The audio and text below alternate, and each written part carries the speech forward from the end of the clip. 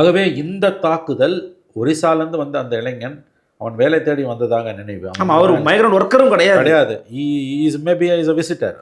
அவன் வந்திருக்கான் இந்தியாவுக்குள்ள. இந்தியாவுக்குள்ள யார் வேணா எங்கே வேணா போகலாம். காஷ்மீர்லேருந்து கன்னியாகுமரி வரைக்கும் இது ஒரு நாடு. யார் வேணா எங்கே போய் வேணா பார்க்கலாம். வேலையே பண்ணாமல் சும்மா கூட சுற்றிட்டு இருக்கலாம். அவன் ஒரு வழிபோக்கனாக கூட இருக்கலாம். அதற்கும் அவனுக்கு உரிமை உண்டு. ஒரு ஊராக போய் பிச்சை எடுக்கிறது கூட அவனுக்கு உரிமை உண்டு. அப்படிப்பட்ட ஒரு இளைஞன் அன்ஃபார்ச்சுனேட்லி ஒரு 3 இளம் சிறார்கள் அவங்க.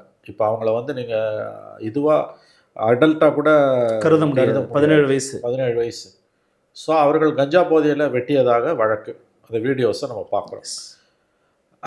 ஐ திங்க் நம்ம இதை ஐசோலேட்டட் இன்சிடெண்ட்டாக தான் பார்க்கணும் தான் எனக்கு தோணுது. இதை வச்சு தமிழ்நாட்டை எடை போடுறதும், தமிழ்நாட்டில் 2 விஷயம். தமிழ்நாட்டில் மைக்ரண்ட்ஸுக்கு எதிரான அட்டாக் பெருகுறதும், இல்லை தமிழ்நாட்டில் கஞ்சா வெள்ளமாக ஓடுது அப்படின்றது 2 முடிவுக்கும் வர முடியாதுன்னு தான் நான் நினைக்கிறேன். இது ஒரு ஐசோலேட்டட் இன்சிடெண்ட்டாக தான் பார்க்குறேன். But it's a wake up call.